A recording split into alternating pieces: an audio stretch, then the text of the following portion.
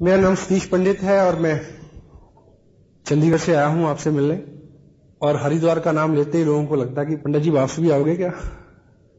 Hello.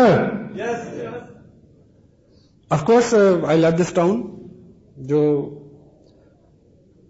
हमारी जो वैदिक संस्कृति है उसमें बहुत बड़ा पूजनीय स्थान है इस भूमि का, और जो लोग यहां रहते हैं वो निश्चित रूप से बहुत लकी हैं।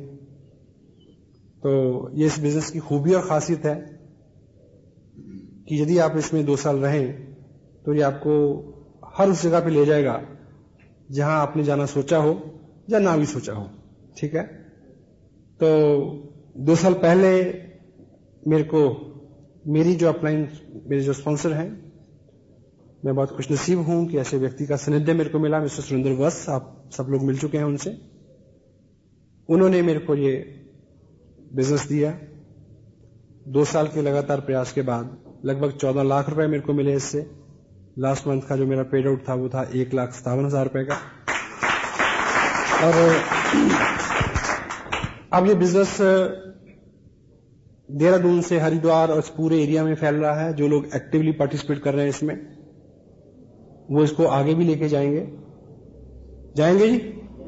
ठीक है, तो अभी अगले 45-50 मिनट में हम इस खास विषय के ऊपर बात करेंगे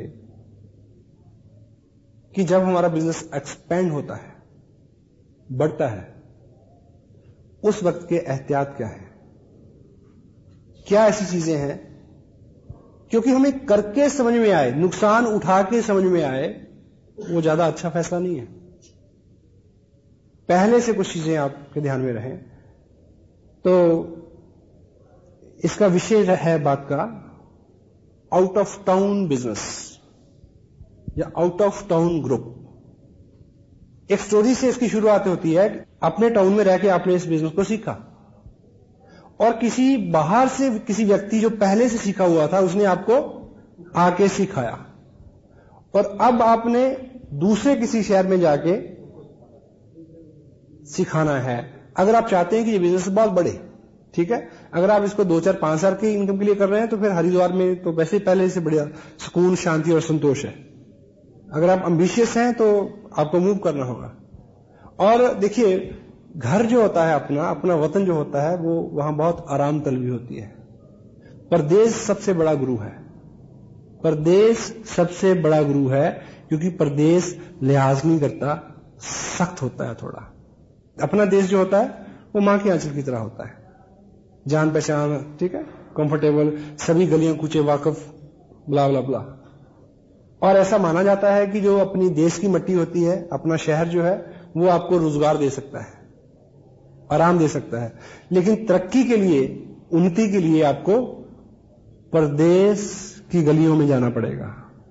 पिछले 2 साल में लगभग 15-16 स्टेट में मैं गया हूं।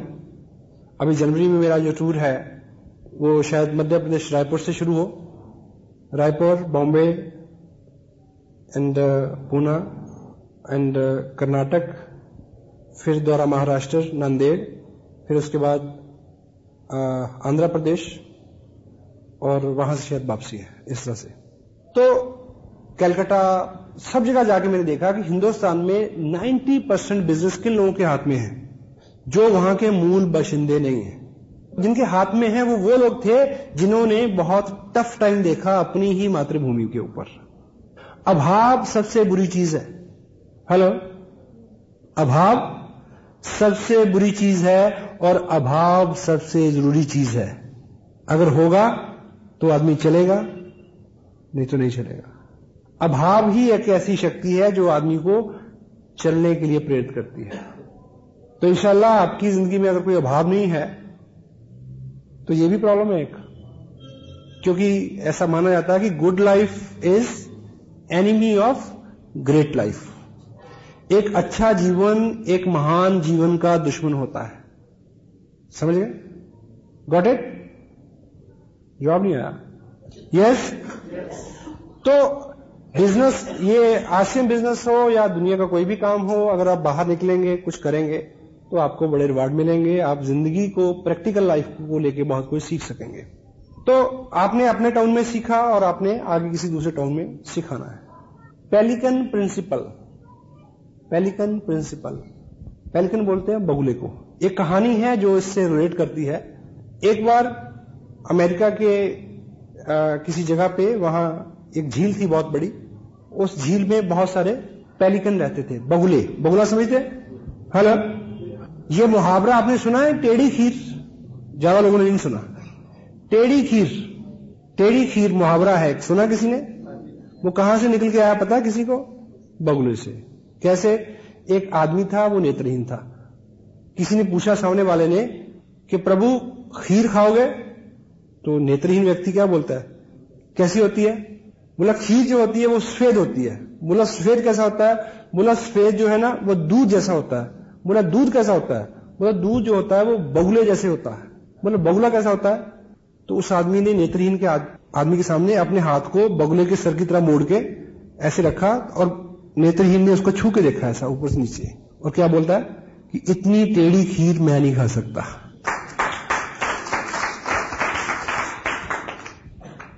उस झील पे बहुत सारे क्या रहते थे? पेलिकन रहते थे, बगुले रहते थे, और वो वहीं से मछली पकड़ते थे, खाते थे, और उनका जीवन चल रहा था। बीच में क्या हुआ कि उस झील पे किसी कंपनी को बहुत बल्क में मछलियां पकड़ने का कॉन्ट्रैक्ट मिल गया। कई टन मछली रोज पकड़ी जा रही थी।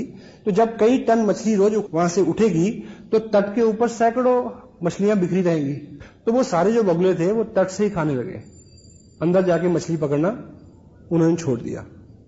तो वो लंबा कई साल का काम था। वो जो पेलिकन थे उनके बच्चे हो गए, उन्होंने भी सेम किया, फिर उनके बच्चे, कई पीढ़ियां गुजर गई तट से उठा के खाना खाते खाते। इसी बीच एनवायरमेंट सोसाइटी ने रोक लगा दी इस पे कि मछली पकड़ना बंद।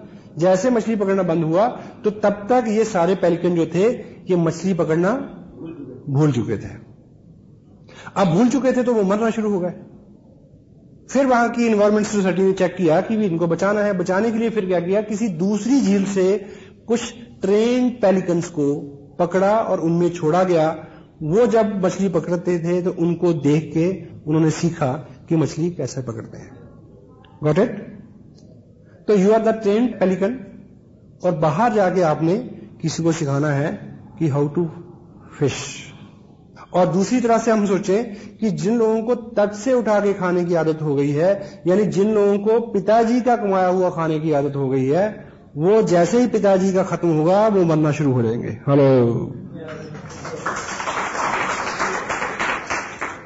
इससे पहले कि पिताजी का कमाया खत्म हो, हम सीख लें कि कैसे पकड़ना है। ठीक है? सो आउट ऑफ टाउन जो बिजनेस है आपका, उसके लिए इस बिजनेस की ऐसी नेचर है कि ये फैल के चलता है। आप कोशिश भी करेंगे कि आपने हरिद्वार से शुरू किया है और हरिद्वार में रहे, तो आप रोक नहीं पाएंगे। Sometime it goes, sometime you lead. कभी तो ये अपने आप जाएगा और आपने उसको फॉलो करना है, कभी आप स्वयं लेके जाएंगे। क्योंकि अगर आप महत्वाकांक्षी हैं, बड़ा बिजनेस करने, देहरादून में मैं लेके आया था, आया मैं बाई चांस था, ठीक, लाइक दिस। और आउट ऑफ टाउन बिजनेस के लिए क्या बोलते हैं, it is hard to build, it is hard to build but easy to maintain. शहर से बाहर इस बिजनेस को एस्टेब्लिश करना शुरू में मुश्किल जरूर है, लेकिन बाद में इसको मेंटेन करना बहुत आसान है। क्योंकि अपने शहर में मान लीजिए आप 50-100 डिस्ट्रीब्यूटर हैं, ठीक है, तो जरा जरा सी बात के लिए वो आपको अप्रोच करेंगे। मां पास होती है तो बच्चे मम्मी मम्मी चिल्लाते हैं, जब मां पास नहीं होती तो उनको पता होता कि भी आप खुद ही करना पड़ेगा। शुरू में मैं आया रहा 3 दिन 4 दिन, मैंने काफी काम किया, और पिछले कई महीने मैंने ऐसा भी देखा कि मैंने महीने में सिर्फ 4 घंटे का टाइम दिया, चिल्लाते रहे, मैंने कोई बात नहीं, सीख जाओगे। Anyway, so out of town business it is hard to, ये थोड़ा मुश्किल है करना, लेकिन उसको बाद में उसके रिवार्ड बहुत बड़े हैं, मेंटेन करना बहुत आसान है उसको। वाई? बाहर जाके करेंगे तो क्या फायदे रहेंगे आपको, यानी उसकी उपयोगिता क्या है? Number 1, you always feel more effective. शहर से बाहर आप करेंगे तो वहां जाके आप ज्यादा इफेक्टिव महसूस करेंगे, क्योंकि वहां हिचकी होगी, ठीक, वहां थोड़ा सा आप कंफर्टेबल फील करेंगे, अनजान लोग हैं, ठीक है, ऐसा रहता है, अपने शहर में रहता है थोड़ा सा, ठीक है। You feel more effective out of town अगर करेंगे तो। Second one is you can work as a third party. बाहर जब जाते हैं आप, तो आप उन लोगों के लिए एक थर्ड पार्टी है कि क्या, कि बाहर से एक व्यक्ति आया है, देहरादून से एक व्यक्ति आया है, लाइक, ठीक। The next one is edification. अगर मैं हरिद्वार को बिलोंग करता तो शायद आप इस तरह से बैठ के मेरे को नहीं सुनते। पहले से लोगों को बोला कि चंडीगढ़ से कोई व्यक्ति आ रहा है ना, तो अपने आप में उसमें थोड़ा सा वजन आ जाता है, तो आप ऑटोमेटिक एडिफाई हो जाएंगे। यदि आप आउट ऑफ टाउन जाएंगे तो ज्यादा कदर होगी आपकी, और आप इसलिए कदर नहीं चाहते कि आप अंदर से गुदगुदी हो आपको, इसलिए कि आपका काम हो, लोग आपको गौर से सुने, आपकी बात माने। तो out of town you always automatic edified yourself. Next one is you can heap more energy. जब आप शहर से बाहर जाएंगे तो अपने शहर में 10 दिन में जितना काम करते हैं वो 2 दिन में कर सकेंगे। क्यों? क्योंकि आपको पता होगा कि मैं 700 किलोमीटर चल के आया हूं, 2 दिन छुट्टी ली, इतने पैसे खर्च किए, तो वो सारा आपका सारा काम फोकस्ड होगा।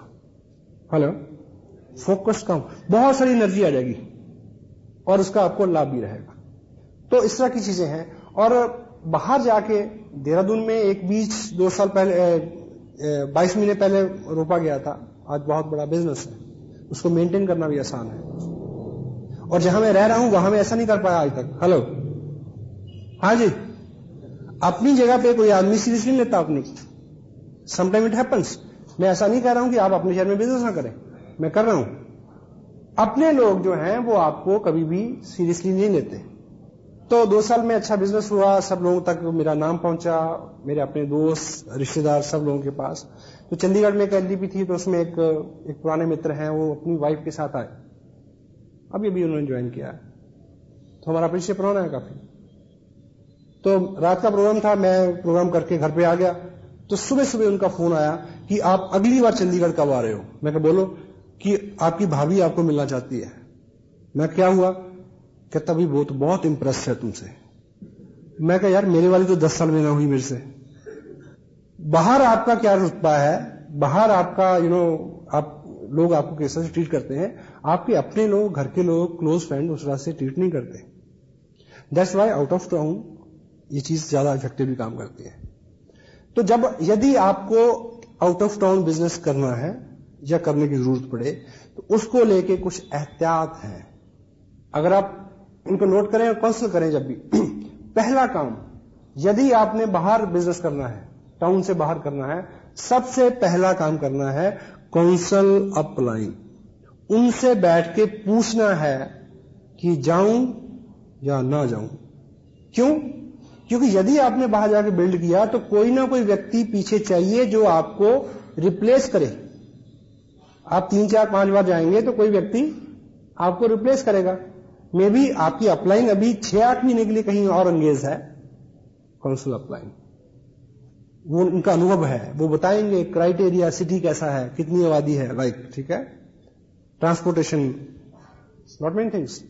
तो गंभीर बात है ये, बैठें डिस्कस करें। Council upline first. Next is affordability. यदि आपको आउट ऑफ टाउन बिजनेस करना है तो नेचुरली उसमें आपके खर्चे बढ़ेंगे। आप चेक करें आपका बजट, ताकि आप इस बिजनेस के भार से ही ना बैठ जाए। बिजनेस बहुत अच्छा है, कुछ लोग इसलिए नाकाम हो जाते हैं, इसलिए नहीं कि वो बिजनेस गलत है, इसलिए कि उन्होंने तरीका गलत अपनाया, नेगेटिविटी उससे आ गई। अफोर्डेबिलिटी, ये भी आपकी अपलाइन के साथ जब बैठेंगे तो वो आपको ठीक से समझा सकेंगे। Next is start from a big event. Out of town business करने का अच्छा तरीका यह है कि आउट ऑफ टाउन शुरू करने से पहले जहां करना है, वहां जिस व्यक्ति के साथ शुरू करना है, उसको किसी बहुत बड़े फंक्शन में बुला लें। उदाहरण के लिए मान लीजिए आपका एक क्लोज फ्रेंड, कजन हल्द्वानी में रहता है, ठीक। एक तरीका यह है कि आप सुबह बस पकड़े, हल्द्वानी जाएं, किट ले जाएं, ठीक है, उसको बताएं, ठीक, बला बला बला। ये बहुत लाइट अप्रोच है, अच्छा तरीका। अगर ये मौका हो तो अच्छा तरीका यह है कि 26 दिसंबर को उसको देहरादून बुलाएं। हाँ जी, आइडिया ऐसा दें कि वो सुने और सिंसियरली आ जाए। मसलन उन्हें बोले कि एक प्रोजेक्ट पे मैं आपके साथ पार्टनरशिप में काम करना चाह रहा हूं, आपकी इन्वेस्टमेंट नहीं कराऊंगा, मुनाफा अच्छा होगा, लेकिन 26 दिसंबर को इस प्रोजेक्ट के ऊपर इस प्रोजेक्ट के विशेषज्ञ एक वर्कशॉप करने वाले हैं, उसमें वो इसके बारे में सारी बारीकियां की जानकारी देंगे। और अभी मेरे को भी ज्यादा पता नहीं है, अगर आप आए तो हम दोनों बैठ के इसको समझ सकेंगे ताकि हम इसको जल्दी स्टार्ट कर सकें, लाइक दिस। हाँ जी, क्योंकि वहां से आदमी इतने बड़े इवेंट में टोटल जानकारी लेके फायर अप होकर जाएगा तो आपका जोर कम लगेगा। बेशक आपका कितना भी अनुभव क्यों ना हो, लेकिन अगर सामने वाला व्यक्ति बहुत ज्यादा एक्साइटेड नहीं है, आपकी मेहनत बहुत बढ़ जाएगी। एक कहावत है क्या कि जिस फुटबॉल में हवा नहीं होती, बड़े से बड़ा चैंपियन जो होता है वो भी उसको गोल तक नहीं ले जा सकता। हवा होनी जरूरी है। तो ऐसा इवेंट क्या करेगा, हवा भर देगा, उसको बिल्कुल रोशन कर देगा, उसके दिमाग को। उसको आपके टाइम की वैल्यू होगी जब आप जाएंगे तो। ठीक है,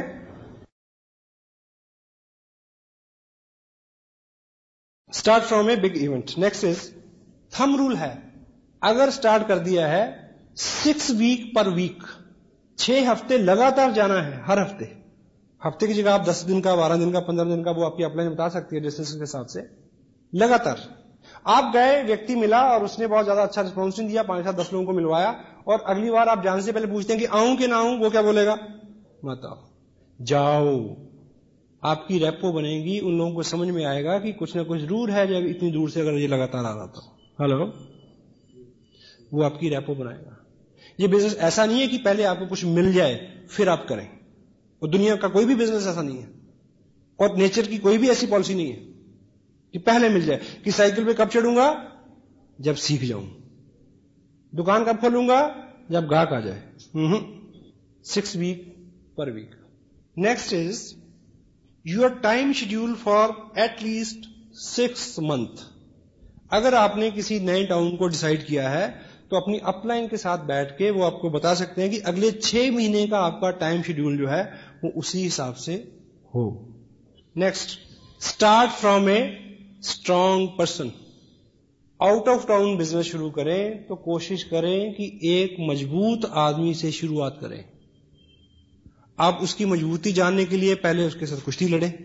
हेलो, ऐसा नहीं। हमारे यहां मजबूती की केवल 2 क्वालिफिकेशंस हैं, और स्ट्रांग वो है जो एम्बिशियस है और पॉजिटिव है। ये आपको प्लान दिखाते ही पता चल जाता है। अगर वो एम्बिशियस है, पॉजिटिव है, तो वो स्ट्रांग है। हां, वो बाकी उसके अलंकार हैं कि अगर उसके पास अच्छा पैसा भी है, नाम भी है, ठीक है, लोगों में अच्छी रैपो भी है, एक अच्छा सर्कल भी है, वो एडिशनल क्वालिफिकेशंस है। अगर आदमी एम्बिशियस है और पॉजिटिव है, वो सारे काम कर लेगा, सारे इंतजाम कर लेगा।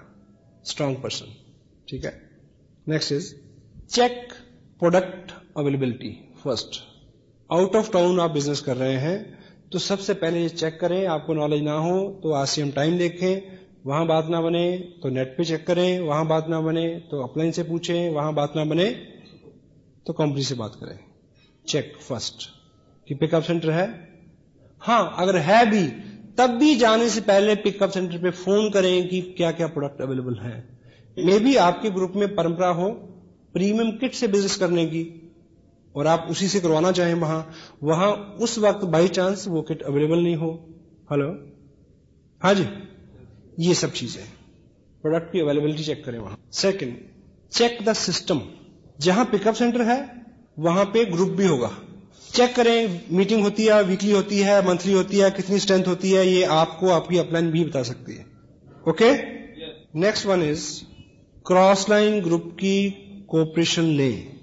जहां पे आप बिजनेस करने जाते हैं वहां पे कोई ना कोई ग्रुप पहले काम कर रहा है, वो एक अलग ग्रुप है। उसको पराया ना समझे, उसको दुश्मन ना माने, उसको सहायक माने। अगर आप उनके प्रति अच्छा व्यवहार करेंगे, अच्छा बोलेंगे, ठीक है, तो उधर से आपको बहुत कोऑपरेशन मिलेगी। देहरादून के अंदर हम लोग हर संडे को मीटिंग करते हैं, वीकली मीटिंग, जहां पे 150-200 लोग बैठते हैं। यस, लेकिन कोई महापुरुष 600 किलोमीटर दूर से आता है और उसी दिन उसी टाइम अपने 15 लोगों की अलग मीटिंग करता है। हाँ जी, मकसद क्या है? बिजनेस करना है, बढ़ाना है। तो कोई दूसरा ग्रुप है वहां पे, उनकी सहायता लें। Next one is teach through tools. Tools के माध्यम से उनको सिखाएं जहां आप जाते हैं। क्यों? क्योंकि आपने तो 2 दिन रुकना है। हाँ जी, बाद में उनको कौन सिखाएगा? इसलिए जब उनको सिखाएं तो टूल्स की हेल्प से सिखाएं। थोड़ी सी जानकारी खुद दें, बाकी उनको अंकित करें कि इस किताब में बाकी है, इस टेप में है, कोट करें उसको।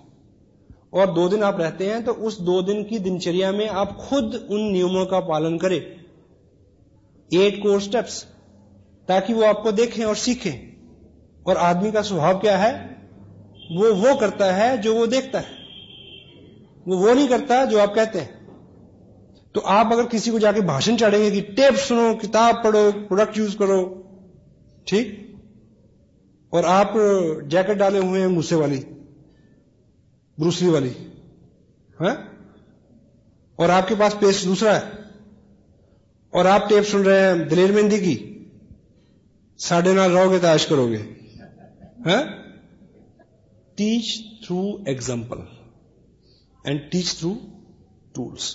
क्योंकि आपने आ जाना है और वो लोग उस पर निर्भर हों और उससे सीखें, ताकि आपका ग्रुप तेजी से आगे बढ़ सके। Next one is start A group, not a person. Start A group, not a person. Dehradun में आके मैंने अपने भाई साहब को ज्वाइन कराया था, पर मैंने अपने भाई साहब को नहीं शुरू कराया, मैंने ग्रुप शुरू किया। हेलो, उनके माध्यम से जो भी मिले उनके साथ काम किया। इसलिए जिस व्यक्ति को आप मिलते हैं, यदि वो शुरू में उतना ज्यादा कोऑपरेटिव नहीं है, उतना ज्यादा एक्साइटेड और एम्बिशियस नहीं है, डोंट वरी, उनके माध्यम से लोगों से मिले। Start A group, not a person.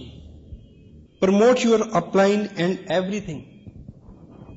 बाहर आप जाएं तो बातचीत के दौरान अपनी अपलाइन के बारे में अच्छा अच्छा बोलें, रिपीट करें, उनके थ्रू सिखाएं। आपसे प्रश्न पूछा जाए कि ऐसा ऐसा कैसे होता है, तो जवाब यह है कि मेरे स्पॉन्सर माननीय वत्स साहब ये कहते हैं कि इसको ऐसे करना चाहिए। हेलो, क्यों? क्योंकि आपके स्पॉन्सर ने आपको 2 या 3-4 विजिट के बाद रिप्लेस करना, आपकी जगह पे जाना है। अगर आपने उनको खूब एडिफाई किया होगा तो वो लोग उनकी बात सुनेंगे, अदरवाइज नहीं सुनेंगे। हेलो, हाँ जी। तो जब आप आउट ऑफ टाउन जाएं तो अपने स्पॉन्सर के बारे में, ठीक, एडिफिकेशन टोटल सिस्टम की करें, टीम वर्क की, प्रोडक्ट की, कंपनी की, टूल्स की, टेप्स की, बुक्स की, एवरीथिंग, ठीक। Next, demonstrates your work ethics and labour. आप 2 दिन के लिए गए हैं, वो 2 दिन टोटल शेड्यूल पैक होने चाहिए, काम करें बहुत सारा। क्यों? कि लोग वो करते हैं जो वो देखते हैं। और अगर कोई व्यक्ति शॉर्टकट मारने की कोशिश करता है तो उसको वहां रोकें, समझाएं। अपनी जो ईमानदारी है आपके बिजनेस में वो उसको सिखाएं। Hello, teach your work ethics, demonstrate your labour. क्योंकि अगर 2 दिन आप खूब वहां मेहनत करके आएंगे, आप वापस आ जाएंगे तो वो उसी ट्यून में काम करता रहेगा। हेलो, आलसी लोग भी उनकी इज्जत करते हैं, वो लोग जो मेहनत करते हैं। Next one is never follows the next city. जिस शहर में गए हैं आप, उसी शहर में एक ग्रुप खड़ा करें, अगला शहर ना फॉलो करें। मसलन मान लीजिए आप इस बिजनेस को लेके दिल्ली गए और दिल्ली वाला व्यक्ति कहता है कि हां बिजनेस तो अच्छा है, पर तब बात बनती है, मेरा जो साला है वो तो जयपुर रहता है, मेरे साथ जयपुर चलो। अब जयपुर वाले का जीजा जोधपुर रहता है, हेलो, तो फिर आप कभी लौट के नहीं आएंगे। Never follow. किन्हीं खास परिस्थितियों में मनाही नहीं है, वो आपकी अपलाइन आप करीब से काउंसिल करेंगे तो आप समझ सकेंगे।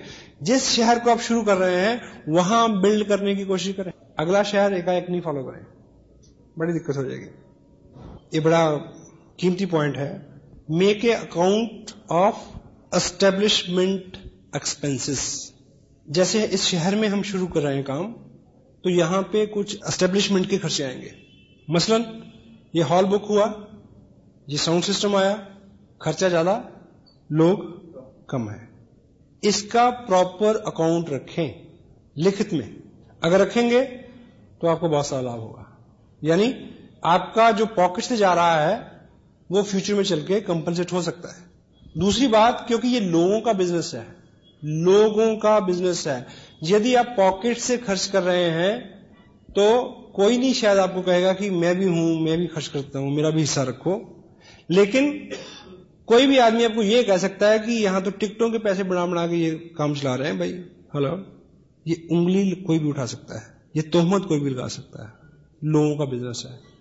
तो ये जो फंड्स हैं इनका प्रॉपर अकाउंट मेंटेन हो, ताकि कभी भी कोई बात हो तो आपके पास उसका खरा जवाब हो। नेक्स्ट वन इज सबसे इंपॉर्टेंट, आउट ऑफ टाउन शुरू किया है तो हैव पेशेंस। मैं ऐसे बहुत सारे लोगों को जानता हूं जिन्होंने 1.5-2 साल की हिस्ट्री में कम से कम भी 50 शहरों में जाके शुरू किया हो। Hello, break a city. That's why सबसे पहला जो पॉइंट है उसकी इंपॉर्टेंस इतनी ज्यादा है कि जब आप निकलें तो बहुत बार बार बार सोचें और अपलाइन को काउंसिल करें, करूं कि ना करूं। सारी परिस्थितियां जितने भी ये इसमें 20 पॉइंट्स हैं जिसपे मैंने अभी बात की है, आप इसको लबोलाब निकालेंगे तो शुरू करने से पहले बहुत सारी चीजें आप असेस कर सकते हैं। ब्रेक ए सिटी, पेशेंस रखें। सम टाइम बहुत सारा प्रयास करने के बाद भी उस तरह के रिजल्ट नहीं आते, और लेकिन बहुत बार हम तब छोड़ देते हैं प्रयास करना जब अगले ही कदम पे बहुत सारे रिजल्ट मिलने वाले होते हैं। लगातार प्रयास, पेशेंस रखें। एस्टेब्लिशमेंट अकाउंट की जहां बात आती है उसमें ये सब बातें अपने आप आ जाती हैं कि कितने टाइम में कितना, उसको आप शेड्यूल करें। आपको पहले पता होना चाहिए, हाँ जी, आपको पहले पता होना चाहिए इस बात का। आपकी अपलाइन जो अनुभवी लोग हैं वो आपको बता कि होगा तो ये होगा, नहीं होगा तो ये होगा। Got it? कुछ लोगों को लाभ मिलेगा इस बातचीत का, हाँ जी। आप लाभ ना लेंगे, आप लें या ना लें, पर अगर आपने इस बिजनेस में काम किया अच्छे से तो आप इन बातों को याद जरूर करेंगे फ्यूचर में। क्योंकि आदमी जो है उसका एक स्वभाव है, वो अपने अनुभव से ही सीखना चाहता है। और जो वक्त है उसके बारे में क्या बोलते हैं कि वक्त, समय, वो बहुत हार्ड टीचर है, हार्ड टीचर। स्कूल में आप जाते हैं तो क्या होता है, पहले पाठ पढ़ाया जाता है फिर इम्तिहान होता है, ऐसे होता ना। लेकिन वक्त जो है वो बहुत हार्ड टीचर है। वो क्या करता है, पहले इम्तिहान लेता है, बाद में सबक देता है। हेलो,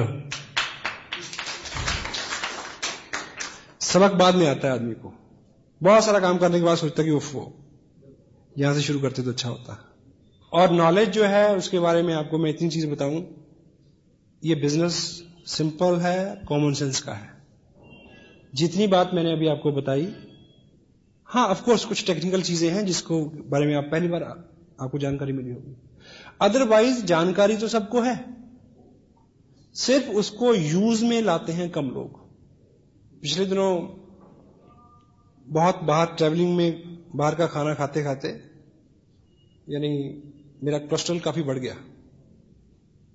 नॉर्मल होता है शायद 120, ज्यादा होता है 150, और बहुत ज्यादा हो जाए तो 180 हो जाता है, और 200 हो जाए तो उसको डेंजरस कहते हैं, और 220 हो जाए तो उसको कहते हैं हाई अलर्ट कि लेट जाओ। मेरा कितना था, 366, 366 टेस्ट कराया, रिपोर्ट आई, डॉक्टर उठ के खड़ा हो गया, कहते जी आप कैसे आए हैं? जी मैं मैं कार से आया हूं, पैर से चल के आया हूं। जाओगे कैसे? उसको लगेगा कि आप शायद 4 लोग लेके जाएं इसको। देखिए, जब आदमी एक्साइटेड होता है कि थीम को लेके, छोटी मोटी बीमारी तो वैसे ही टकराने में खतरा समझती है। उसके बाद मैंने कोई मेडिसिन नहीं ली, केवल 35 दिन कंट्रोल किया डाइट के ऊपर।